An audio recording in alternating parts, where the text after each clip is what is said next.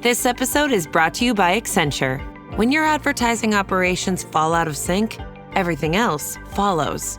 Spotify and Accenture are working together to reinvent the rhythm of ad sales, using automation, analytics, and smarter workflows to simplify campaign delivery and access better data across the business. The result?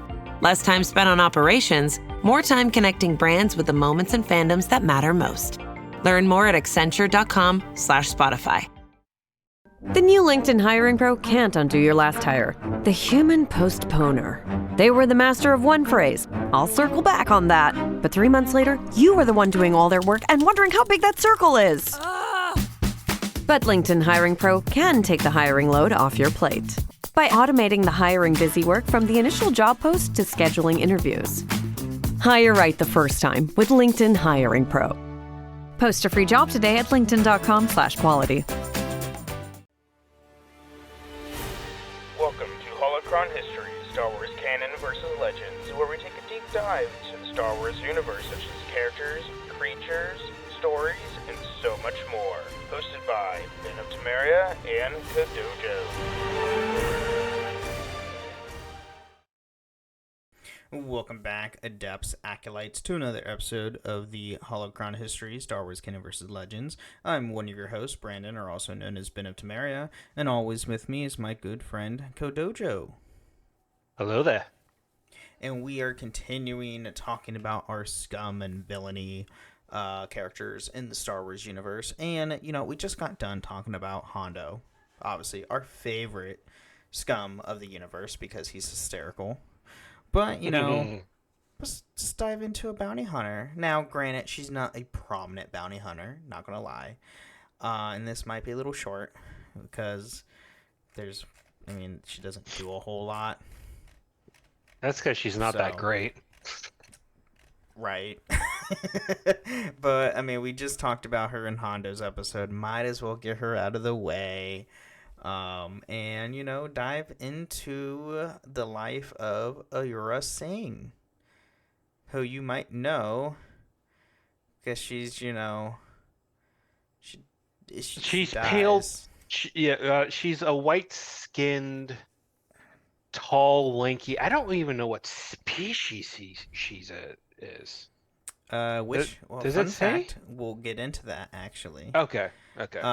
So, getting into her early life, she was born in 51 BBY on her home world of Nar Shaddaa, which sucks, by the way. Mm-hmm. That world's not a good place to raise kids. Yeah. If you don't know, Nar Shaddaa is like a really big gambling planet and underworld planet of the galaxy. So, yeah. It's also in Hutt space. It's like if you took the underworld of Coruscant and just made a planet out of it. Yeah, pretty much. So she's to a father she never knew, so she never knew her father, and a spice-addicted mother, too poor to raise her. Off to a great start. I was gonna say that's a lot of stories in our world too, I'm sure. Yeah. Aurra Sing was a Force-sensitive Palduvian. So she was Force-sensitive. Who became part of the Jedi Order. Eventually, she left the Order to become a bounty hunter, taking her lightsaber with her. What? So, yes. By the way, this is canon that I'm going over. Yeah, this threw me for a loop, and it's like, what? First off, didn't know she was Force-sensitive. Secondly, she had a lightsaber? Since when? Wow. She never used it as far as I'm aware. No. So, she was trained as a killing machine by Antaza agents, who she later told others of her past with the Jedi, but she knew, but her word was not taken as fact by the pirate Hondo Naka. She was also known by the nickname of Nashta. So,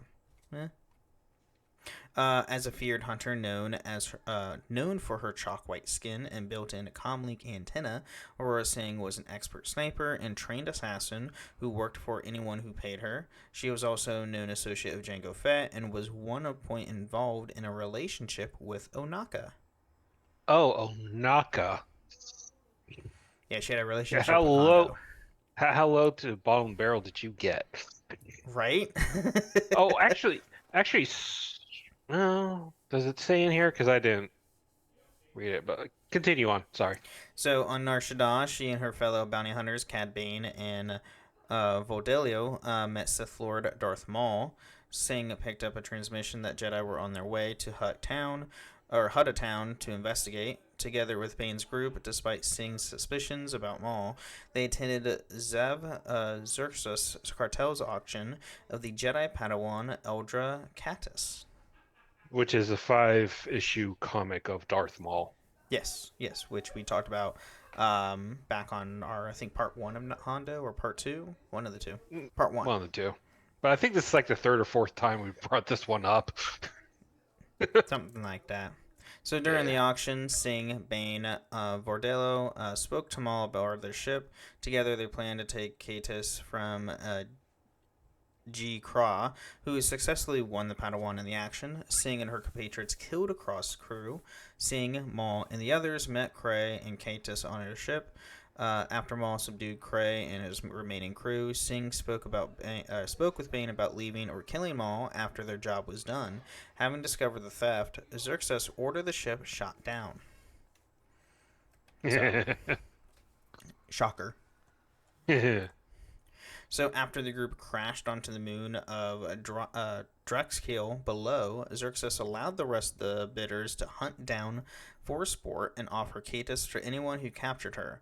Maul and Catus split off from the group to distract the hunters, instructing the bounty hunters to steal a ship. Turn the tables on the hunters. Bane, Singh, and Vordello set a trap.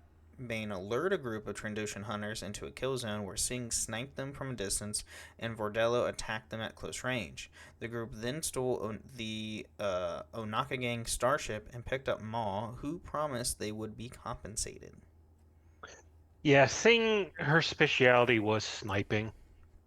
If I remember correctly. Mm-hmm. She never liked to get up close, I believe. Correct. Too lanky. Yeah. Which is weird when she was trained with a lightsaber. Yeah. Yeah. Supposedly. So 10 years before the start of the Clone Wars, Singh was on the outer rim world of Tatooine during the time of the Boonta Eve Classic Pod Race. Singh watched the pod race from a balcony on Beggar's Canyon and became impressed by the flying skills displayed by Anakin Skywalker. Yeah, that's the thing I was going to say earlier. I was like, wait a second, didn't we see her in episode 1? Mm-hmm. Like, or something similar to her? She just, like, was leaning over. There's a shot of her just leaning over watching the pod races go by. Yep. She was in episode 1. So, a hologram image depicting Jabba Pain Singh as two of his underlings drag the injured pod racer Neva Kree away from his crashed pod racer and acquired some time later by the Coruscant Security Force Police Inspector Tan Divo. All identifying authentic marks were scrubbed from the hologram, making it impossible to confirm its legitimacy. If true, the image suggests Singh had a hand in Kree's demise. Devo developed a theory that Farwan and Galant, the original manufacturers of the Kree's pod racer, hired Singh to take out Kree so they could acquire the pod racer customization secrets that he refused to reveal. So some sort of weird corporate espionage right there. Right. Trying to remember who Neva Kree was. I don't know. I don't remember him. There's a Oh, picture of him, but I there don't is. remember. I don't remember this guy. Yeah, I don't remember him at all. I mean, he could have been one of the names they announced never showed. Right. That's true. I don't remember him. Apparently he was in the race with Anakin though, so Yeah, I'm looking at his pod racer. It's kind of weird. It's like a canoe with two big engines stuck on the back. Oh, that's weird. I might have to go back and watch the pod race scene. Yeah.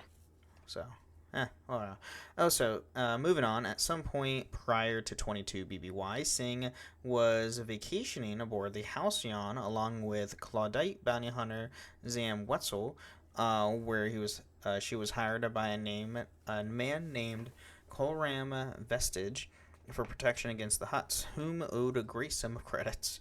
As Vestige was negotiating with Sing, his son Wilmar approached to pester his father about the promises to let him join a safari to the planet of Numdian Primed to see the native, oh god, Predavorax? Yeah, Predavoraxes? Predavorax. Yeah. Oh wow, those things are ugly. They look like a Rajang from Monster Hunter. I, What? I was gonna say they look like a minotaur, a Jinn minotaur, Yeah, that's like a interesting. genie minotaur of some kind. So Vestige shooed his child away, and soon after they were approached by representative of the Hutts aboard the Halcyon. Sing attacked the man, but was informed her and Vestige that his new bosses now had possession of the boy, and followed him to Nudium Prime to retrieve him. As they were departing the ship, the droid D309 warned Sing that the Halcyon was approaching a solar storm, which caused all the other passengers excursions from departing as scheduled. This, however, did not deter the bounty hunter. What do you Shocker. mean there's an inconvenience? I don't care about inconvenience. I'm doing my job so I can get paid. Screw you guys. They were led to a band of Weequays who had Wilmar held at gunpoint. They let loose the wild Predavorax to attack Sing, much to the alarm of the representative who had sent to collect Sing, who was still down the ground with her when the creature attacked. The Hutts began to gamble with Sing's chances of success, but their collective dismays came out victorious in the match. All right.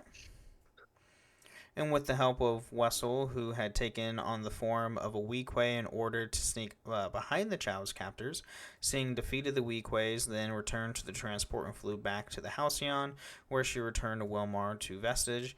The Halcyon narrowly avoided the solar storm shortly after the Hutts finalized their purchase of the pleasure vessel, and so the bounty hunter pair decided to cut their vacation short and slink off into the next spaceport. Yeah. All right. Yeah. So job done. Move on. You're on your own. So now we're getting into the events of the Clone Wars. So we're in the Clone Wars eras, which is great. A vast majority of her story is Correct, because she doesn't live past the Clone Wars. Spoiler alert. So Sing's work as an expert sniper and the skills that she's displayed in the field around the time the Clone Wars earned her fame. During the Clone Wars, Sing joined up with Boba Fett to kill Mace Windu for revenge of Boba's father, who Windu had killed on Geonosis. Boba, under the name of Lucky, boarded the Endurance as a clone cadet. After his first attempt on Windu's life failed, he contacted Sing to ask for advice. Yeah, this was a fun little arc about about Bubba, really. This was good because it kind of shows, how mistakes of the past can come back and bite the Jedi in the ass later on. So. Yeah. No. Oh, absolutely. So. Sing told him to blow up the reactors, much to Boba's surprise. After Boba successfully destroyed the Endurance reactors, sending it crashing towards Vancor. He got into one of the escape pods along with several of the other cadets. Once they were away from plummeting vessel, the pod was docked by the Slave One. Bosk and Sing entered the pod to confront Boba after telling him that the other cadets must be launched into space due to the fact they were living witnesses. Boba reluctantly came aboard the Slave One and jettisoned the pod from Slave One's docking area. Although the group of the bounty hunters escaped, the cadets were saved by the Jedi Knight Anakin Skywalker and Windu, who had escaped the Endurance and their Jedi starfighters. Yeah, and Bossk and Sing are very cold-blooded killers, while Yeah. Bubba He isn't still has quite he that still has like cold-blooded yet. no, he still has a moral code at this point. Yeah. He hasn't gotten to the point where it's like, yeah, I don't care, you're gonna die. Though Hmm. even then, he's like even through the original trilogy and when we get to see him in Book of Boba, he still has a moral code. Yeah. I mean, even in Legends, he still has a bit of that morals code that he goes Hmm. off of. I can bring you in warm or cold, depends on you. Right, And if they were willing, he brought him in warm. So, right, right. Compared to Mando, is like I don't care, you're like to live or die. Like I'm finishing this job. mhm. Boba's like, yeah, you're coming in. I will carbonite your ass before I do anything. So Singh and her crew reached the crash cruiser before the Jedi. There, she encountered and executed multiple clone survivors, shooting them in the back or in the chest. She later abducted Admiral Killian, Killian. Killian, thank you, Killian. Commander Pons, and a naval officer, just some random one, from the crash site of the Clones. Endurance. Oh, clones. Of the Endurance on Vancouver. After Skywalker and Windu trigger their bomb in the crash site, Boba convinced Singh to go back and get the two Jedi's heads to bring to Count Dooku, who might pay them for their trouble. Singh, along with Boba and Katniss, went to the crash site. Yeah, I mean that Dooku always had a bounty out for Jedi heads at Yeah, that point. and he would have paid a large sum for Anakin specifically. Oh yeah. Too bad he, A- And is Windu, not against the wind. Windu because would be too. Yeah, yeah. because I think he held a grudge against Windu at Yeah, some and point. Windu's also the second most powerful Jedi next to Yoda during this time. Yeah, yeah, Well, as at the master level. yeah. Considering Anakin was never a master. Yeah, exactly. So due to the ship falling apart and R2D2's interference, Singh decided to blow up the crash site. As they left, Boss contacted Singh, telling him that an explosion happened near where the Jedi landed. Singh then ordered Boss to jam all transmissions from the planet. When Singh and her team returned to the Slave One, they saw Windu's Jedi starfighter taken off. Unbeknownst to Singh, only R2D2 was aboard. Though Slave One took out the Jedi starfighter's communications, R2 reached the hyperspace rings and escaped. Knowing that Windu would not hold a grudge against them, she decided to motivate Windu by using the hostages. Yeah. Great. Yeah, and then I think they also landed on a planet full of gun darts, which are like 3 times the size of apes and about twice the hot-headedness. Mm-hmm. So when contacting Windu to come and find her, Singh shot Pons and later ejected his body into space after Boba wouldn't do it. The group of the bounty hunters then traveled to the planet of Florium for a visit with Singh's old flame, Hondo Onaka, hoping for advice. During the visit in a bar with Onaka, Singh, using her biocomputer, overheard Katniss communicating via hologram to a friend on Coruscant. Yeah. After hearing him calling her an old hag and offering up information about her, Singh took out her blaster and called Candace's name and shot him in the face when they turned around, killing him. Jedi Master Plo Koon and Padawan Ahsoka Tano later caught up with her, having learned of her location via Candace's killing, and a standoff ensued with Boba holding a blaster at Clune's head and Tano a lightsaber to Singh's throat. Though Koon attempted to defuse the situation peacefully by promising no harm would come to the two if they yielded, Singh refused to do so and tried to kill the Jedi Master with darts concealed in her boot. That's the thing about Jedi. They always try to go for the peaceful solution, but it never works. I No. swear it never works. Not gonna lie, like playing SWTOR, your Jedi in SWTOR has more common sense than most of the Jedi in all of the prequel era. Oh yeah. Because like to a point to where it's like, all right, I can't do anything with this, cut them down Yeah. immediately. Well, Like, all right, sorry. to be fair, the SWTOR era, they've been at war for 3 decades. Their patience is non-existent at Yeah, that but they're point. still Jedi regardless. But they're also not like dumb. Yeah. The prequel era Jedi are dumb. Let's be honest. Like, we have to be all good. It's like, like, the world's not black You and damn white. well know that's not gonna work. Yeah, right. Exactly. You know this ain't going to work, so why even try? Well, the attempt counts. And I was like, okay, whatever. So the attempt failed and the situation turned violent. Singh took advantage to a bomb triggered by Boba to escape, but abandoned her protege despite his pleas after Kun managed to capture him. Stealing a speeder bike from a pirate, Singh led a pursuing Tano on a chase away where the hostages were located, but Tano broke off pursuit to head to the correct direction after being informed of this. Singh took another path and ambushed the Jedi just as she freed the hostages. The Palduvian boarded the Slave One and powered it up, intending to flee, but the ship ended up crashing after a wing was sliced off by the Jedi Padawans. Singh was pursued dead by the Jedi. Unknown to them, Hondo salvaged her out of the Slave One's wreckage. I was gonna say, what wing on Slave One? It's like, oh no, wait, it's got those little wings on the very far side. So okay. Yeah, if you want Because to it's call known them for that wings. big base. It's known for that really big base it has. Yeah, It's like, what wings? if you want to call them wings, I don't. They're not really wings per se. They're more like, I mean, I guess, but like, it's only for elevation. So it's only what they're used for, up and down. Well, Whatever. and atmospheric flight as well. Yeah, I guess. All right. Well, with that being said, let's take a quick mid break, thank our patrons, and we'll be right back. Ever wonder where Tropicana got its name? The tropics. And every time you enjoy a glass, you're not just drinking juice, you're taking a trip. Stepping into sunshine and embarking on a flavorful journey into the tropics where ripe fruit is crafted into wildly delicious juice. And the best part? No passport required. Tropicana. Give life some juice. This episode is brought to you by Perfect Bistro Cat Food.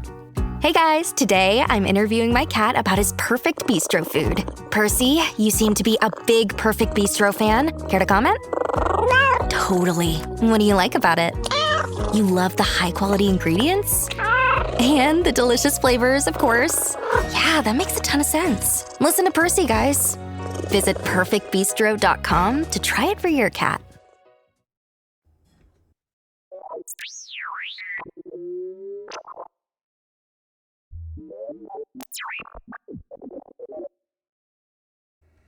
All right, welcome to the Middle Show. We're talking about everything a podcast that has nothing to do with the lore of Star Wars. Here we want to thank all of our amazing patrons.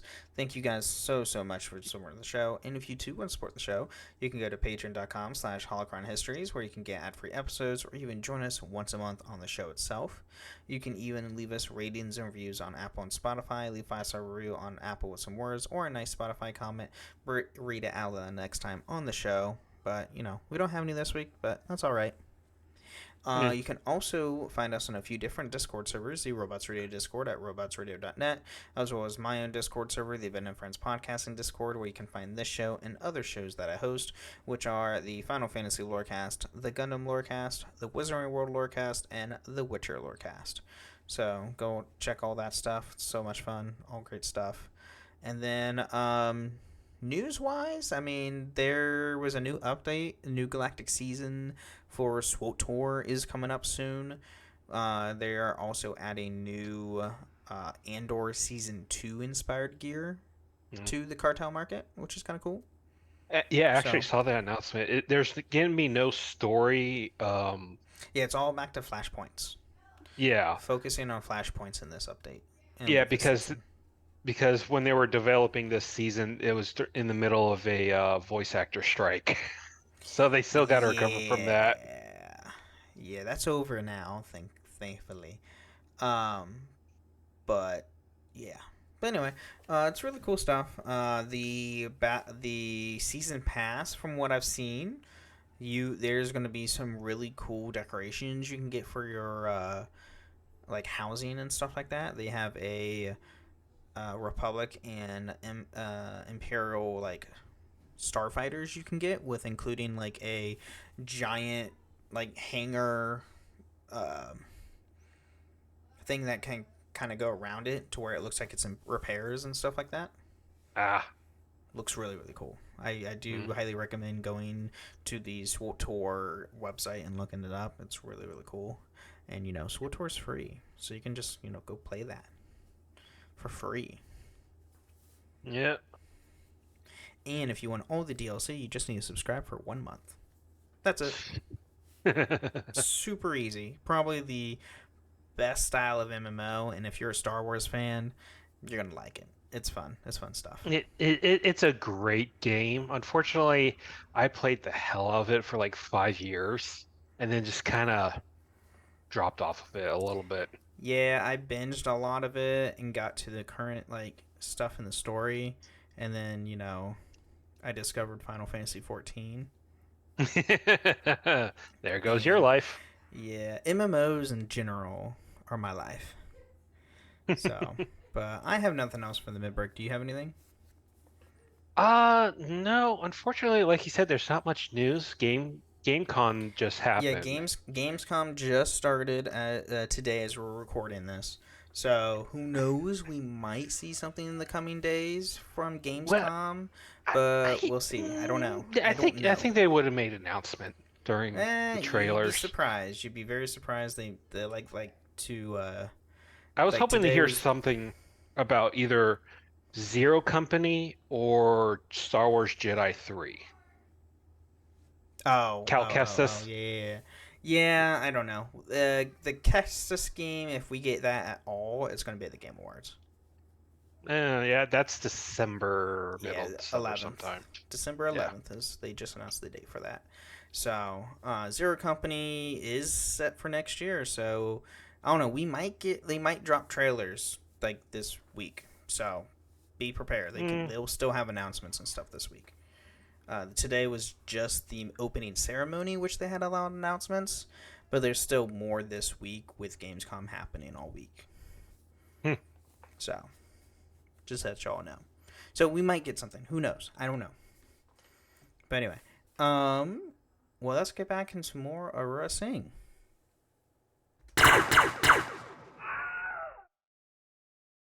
This episode is brought to you by Workday. Guessing is for game shows, not your business, especially when your margin for error is zero. Workday is the enterprise AI platform for HR, finance, and IT, with a deep understanding of your organization's context and guardrails.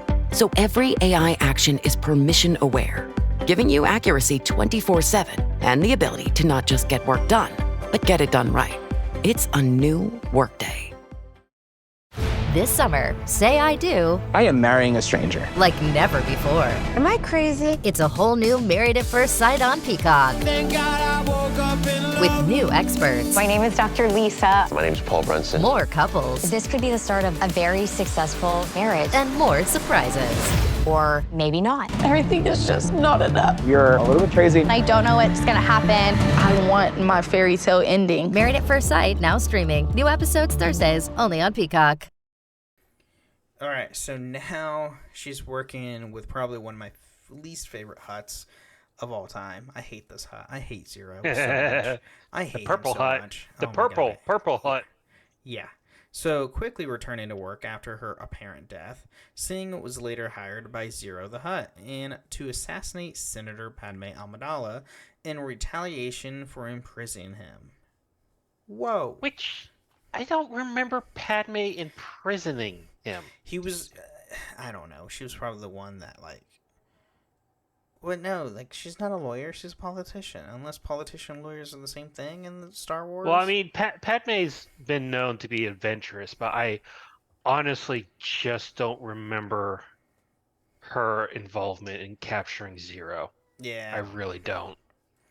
But she tracked the senator to Alderaan, where Amidala was due for a conference on refugee concerns, infiltrating the conference through the events and snapping the neck of several Senate commandos.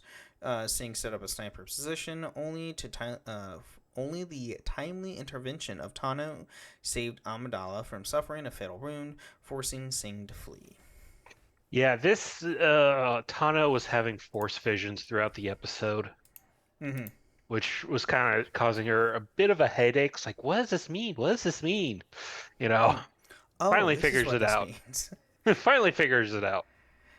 Singh later made a second attempt on Amidala's life when she was tracked down at the senator, not being fooled by BD 3000 luxury droid acting in her place, but once again foiled by Tano. Singh outdrew Tano as she grazed the Padawan, but was caught off guard as Amidala pulled a hidden blaster and hit her with a stun blast, knocking her out. Singh was Lin arrested and brought to Coruscant. Her failure to assassinate her target was exploited to garner an accidental confession from Zero, guaranteeing her employer an extension prison sentence. Nice try. Yeah. So, and then, oh, go on.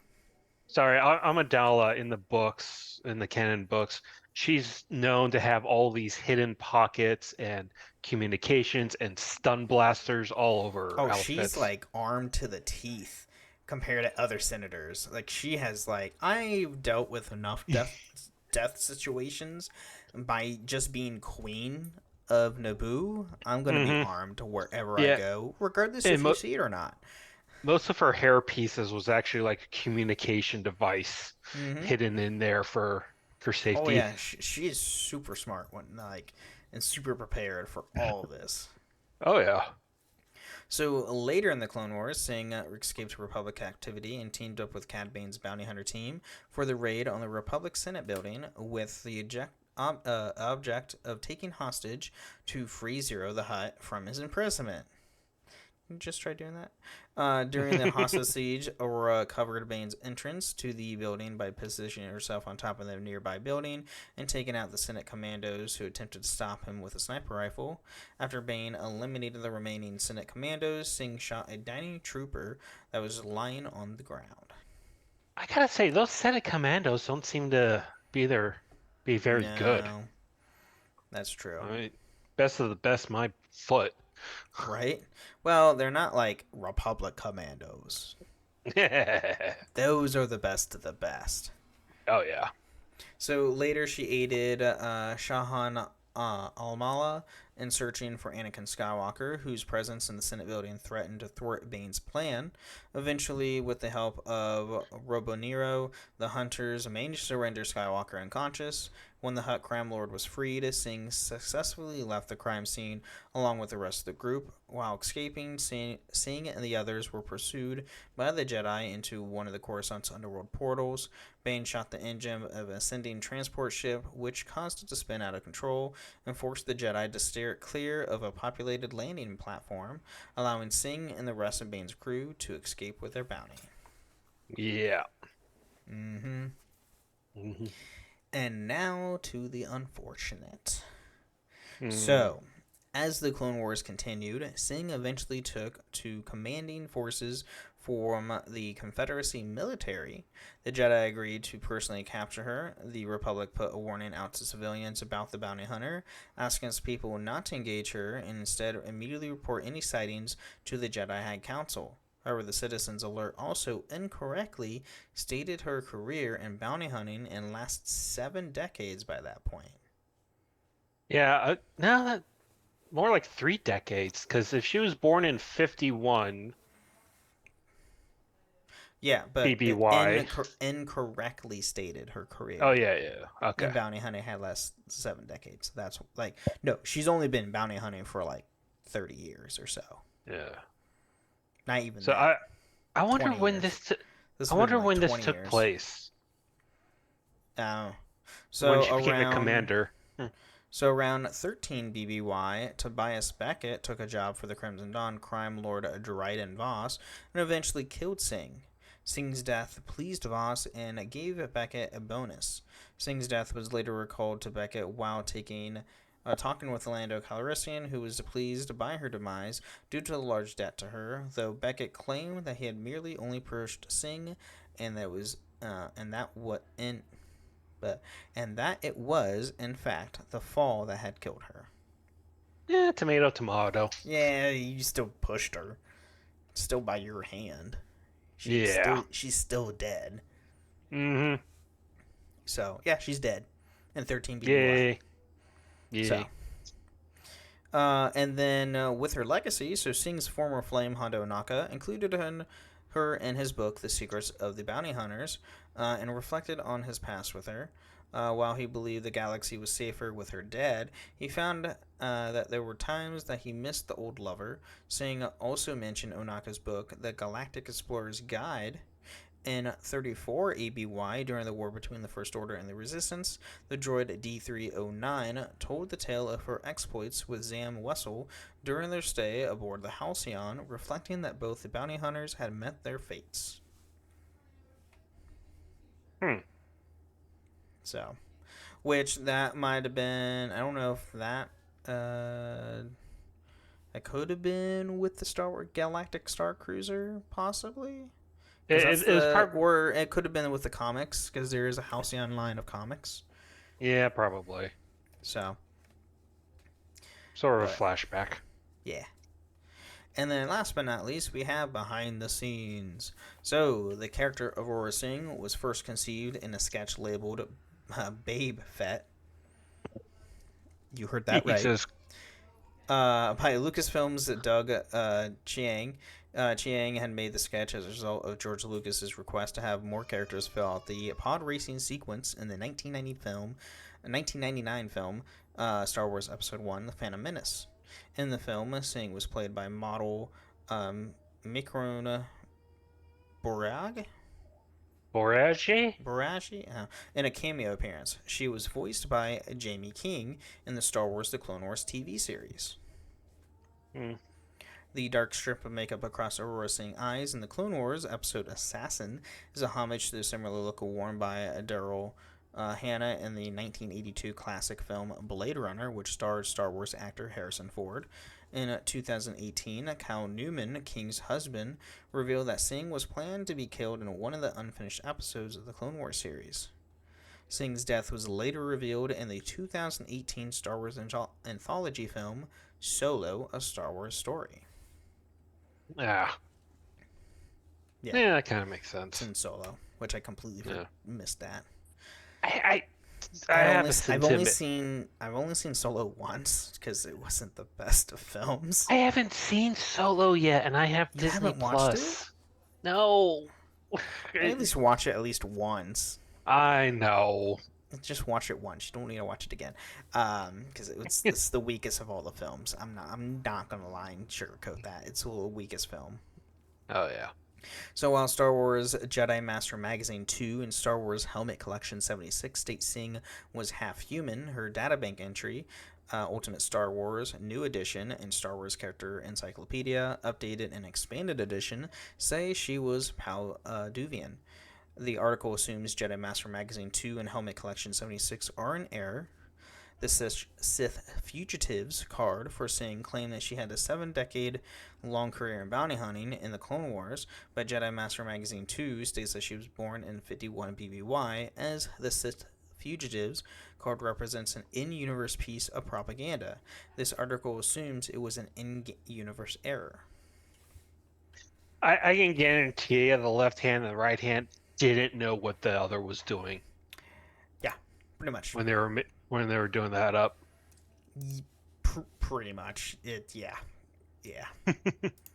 They had no idea what they were doing. I mean, she was such a minor character. They just here, 3 departments come up with something, we'll figure stuff out. Yeah, pretty much. But yeah, that's all I have on Aurra Sing. Yeah, like I said, she's a very unimportant character with a very small part who wasn't that good, in my opinion, at being a bounty hunter at all. Yeah. So she was a throwaway character. Anyway, she was a throwaway character.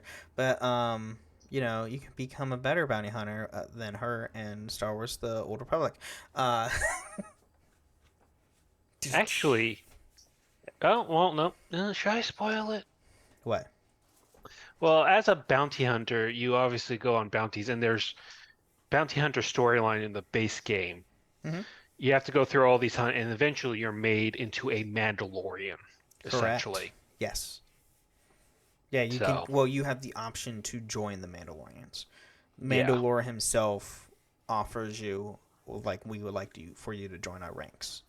Yeah, and which now, is obviously I did because I'm wearing Mandalorian armor. So yes, I'm joining your crew. Yes, and I will become a Mando. In Legends, being a Mandalorian wasn't a species; it was a culture, and they accepted any species into there, so long as they followed the rules. Well, they still do. So they still do in canon. It's both. It's a species and it's a race. It's a race born on Mandalore and a culture. Yeah, but you don't see any other species as a Mandalorian, though, besides humans. In canon, yes. Currently. In canon, yes. Well, Grogu, technically. Yeah, I think he might be the exception in this case. Whoa. How is he an exception? He is a different race. Yeah, but he's like the only one. And granted, they're all wearing their armor in the Mandalorian series, so they could technically be other races under the helmet. We just physically maybe. can't see. But the group Mando belongs to is considered a religious zealot cult, and not true Mandalorians. They're foundlings, which they could be of any race. Da-dun. Anyway, enough of arguing of Mandalorian culture. Everybody, thank you again for listening to Holocron Histories, and may the Force be with you. Thank you for listening to Holocron History, Star Wars Canon vs. Legends. You can find us on the Robots Radio Discord at robotsradio.net, the Ben and Friends podcasting Discord, where you can share your thoughts, experiences, and love for the Star Wars lore. And don't forget, for the Republic!